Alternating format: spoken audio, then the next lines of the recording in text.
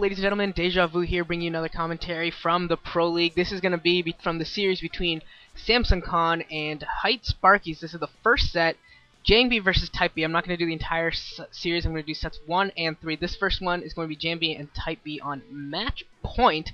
And the reason for casting this is very obvious. It's freaking Jangbi, and I don't really need any reasons to cast Jangbi because it's my favorite freaking player, and that's about all that needs to be known. And Jangbi, last time he was on this map, failed so hardcore, I don't even know how to describe the massivity of his failure. The last time he was on this map, he was playing against Calm in the Pro League, and he decided that, hey, I'm going to use my Corsairs and kill like 15 Overlords pretty early on, and refuse to macro or build defenses or get enough storms or units out in general, and allow my entire bases to get rickrolled by the Hydras that came a couple minutes later than they should have.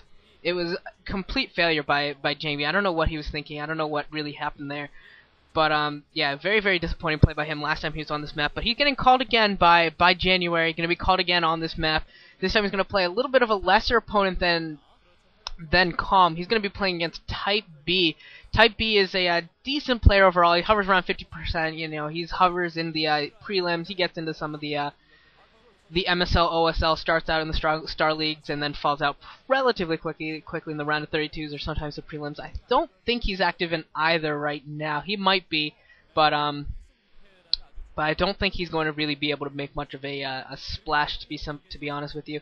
And it looks like we're going to see a 12 hatch right now from Type B. He is 50% versus Protoss, and I don't know if he's played on this map yet. I'm going to go check it out real fast, and it doesn't look like it. No, it doesn't look like he's played on this map yet, so I have no real idea of what kind of build he's going to be going for, or if it's just going to be the standard 3-hatch Spire, 5-hatch Hydra that makes all maps boring because PvZ has just become so stale with this build.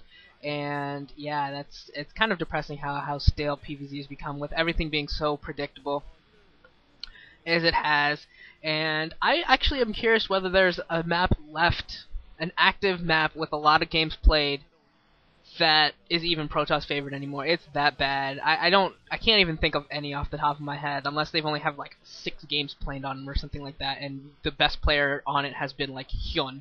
Maybe Protoss might have a winning record in game and a map, but overall not looking real good for the Protoss race. No one's really been able to come up with anything consistent that will beat the 5-hatch Hydra. For some reason, it has these players who spend 12 hours a game cannot discover something like, is this really that? It's that impressive of a build, I guess, and the execution of it and the Mutalist that Snipe Templar, it's that impressive that somehow, some way, it's just absolutely. It seems like it's almost impossible for people with 12 hours a day playing this game still unable to find a counter. That's how good the build is. It's really quite impressive, while at the same time being very depressing. So take that as you will, but that's the state of PvZ StarCraft at the moment. Everything going down very, very standard for Jang. We saw the 12 hatch, so he got his Nexus down early, and he has his Forge and Gateway up already as well. So he should have a decent wall, and the Zerglings are popping out now. We should be seeing a cannon coming down from Jangbi any moment now. There it is. And just with a couple of probes, or maybe a Zealot, if it can pop out in time, he should be able to block that pretty easily, and he probably won't even need to place a second cannon unless he sees a number of Zerglings being produced. And as long as that probe stays alive inside Type B's base, that will give him all the information he needs. And yeah, Type B's chasing that probe around, so he's not going to really be putting any pressure, so Jangbi doesn't need to put down the second cannon. And Jangbi's also seeing the layer as well, so some very good scouting information for Jangbi. He's seeing that this is very, very standard play from Type B, so if he's got anything in store, if he has any tricks in up his sleeve, he's going to have a chance. Because this is exactly what he should be expecting. Absolutely nothing out of the ordinary. Not a single iota variation from the standard build right now. And hopefully Jangbi's got something. So far he hasn't varied at all from the traditional build either. I hope he's not just going to depend upon execution and prayer that he can just out-micro or out-strategize Type B. It's possible. I've seen it happen before where 5-hatch Hydra is lost. It's just difficult. It just requires straight up.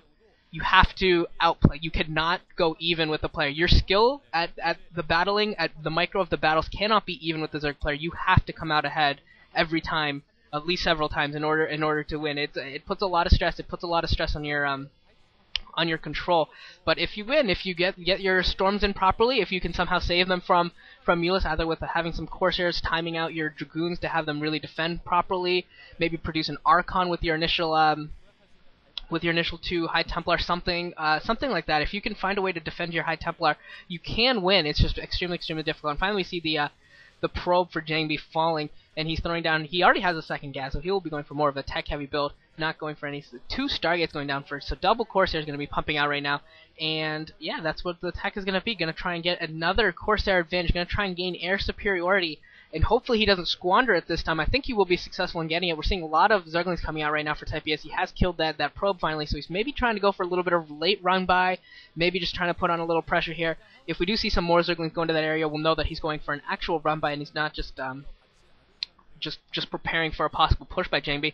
First Corsair is out, and he's going to try and stop this Overlord from seeing the second Stargate. If that second Stargate is seen, that is going to be really bad for Jangbi, because I can't tell. Oh, sneaking in Zerglings at the same time. It looks like Jangbi was not multitasking properly, and I was very surprised by that. So now we've got 4 Zerglings in the base, seeing the double Stargate, and Type B is going to be able to respond to all of these, this heavy Corsair play. Going to be getting out a lot of Hydralisks, going to try and get out a lot of Scourge early on, try and catch the first couple Corsairs. If he can catch the first couple of Corsairs, he might be able to stop the critical mass of Corsairs from being established, and if he can do that, he'll have more time in order to get Hydralisks out, and once the Hydralisks get out, it gets even more difficult for Protoss to get that air superiority. It's good. It's really important that Jangbi would have been able to hide the double Stargate and been able to catch him by surprise. But I think we're going to see more Scourge out in the air than you normally would. Usually only see somewhere between 2 and 6 Scourge to catch the first 2 or 3 Corsairs, and usually at that point, either you'll know that more Corsairs are coming and continue to respond, or no more Corsairs will be produced, and the leftover Scourge will simply be scouts and be prepared for possible drop shuttle play. But with this knowledge, I think we'll see some extra Scourge play. We already see some Scourge out in the air, searching for those Corsairs, but it looks like Jamie's playing a little bit more conservatively with his Corsairs than some Protoss players do, and he is keeping his Corsairs at home until he gets the +1 which is possibly upgrading until he gets that critical mass of 6 Corsairs. 5-6 Corsairs is what you really want, and yeah, it looks like Type B is getting very prepared as well. Type B has a couple Spore Colonies here and there. I saw a couple at his natural. I assume he has one at his main and the third base as well. Looking for the Citadel of Adun, looking for the Templar Archives, trying to see if this is going to become a Corsair DT. Since we haven't seen the Robo Bay, I do assume that it will be such, or this could just be heavy Corsair play into standard Storms or something. But yeah, would kind of like to see DTs. This is kind of a good way to do it, and there are no Overlords at the third base right now, so there is a chance right now if he has that Citadel up. I didn't actually see it, but if he had it up, he might be able to pull this off. He's got a couple Zealots moving into that third base, going to try and do some damage, and some Scourge coming here, trying to catch the Corsairs, failing completely, and the Zealots